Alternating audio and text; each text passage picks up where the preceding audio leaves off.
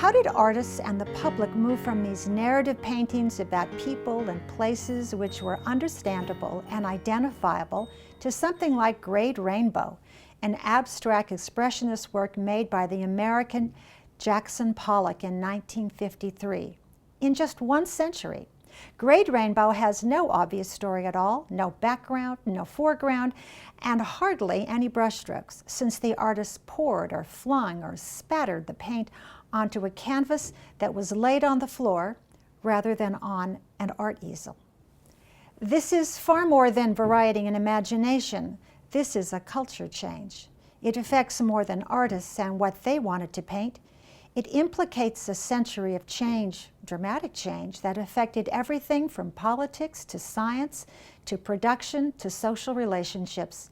This is the story of modern art and a modern world. Art changed because people changed.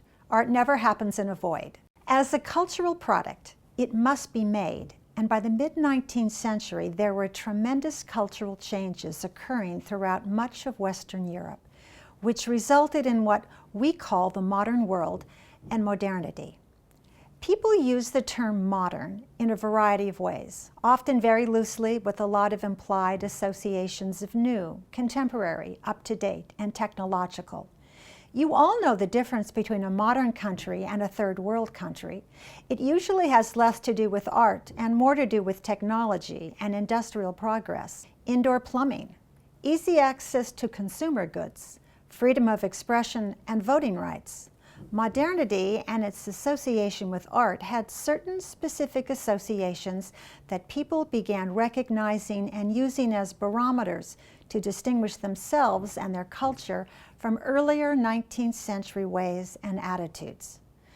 Chronologically, modernism refers to the period from 1850 to 1960, bracketed by the Realist movement in art to abstract expressionism, just a little over 100 years. During that period, the Western world experienced some significant changes that transformed Europe and the United States from traditional societies, agriculturally based, often governed through hereditary monarchs and landed aristocracy. Obviously, this was not the case with the United States, although the government was dominated by wealthy, well-educated men, to modern societies. For example, capitalism replaced landed fortunes and became the economic system of modernity, in which people exchanged labor for a fixed wage and used their wages to buy even more consumer items rather than produce such items themselves.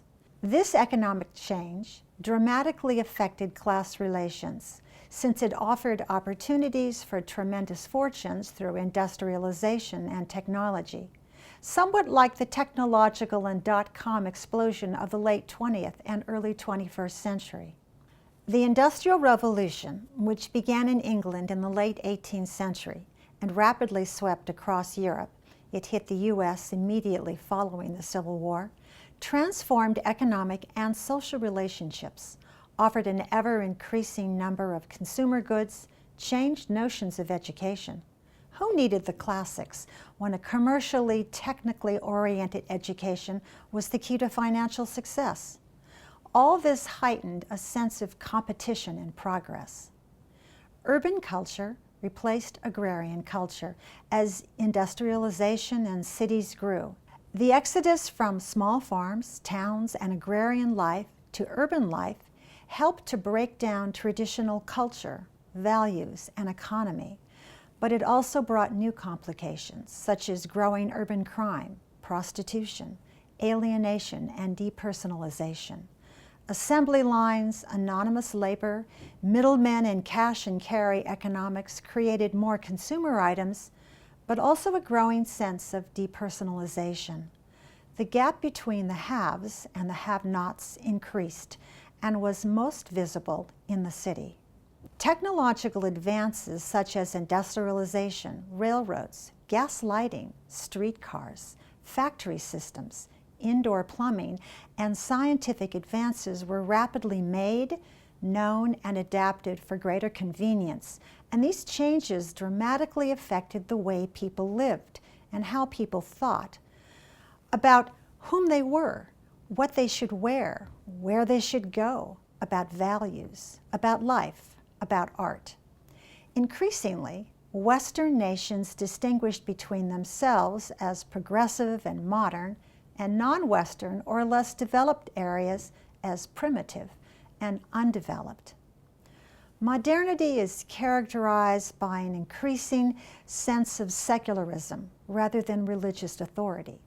People did not abandon religion, but they paid less attention to it. Organized religions were increasingly less able to dictate standards and values as they applied to art.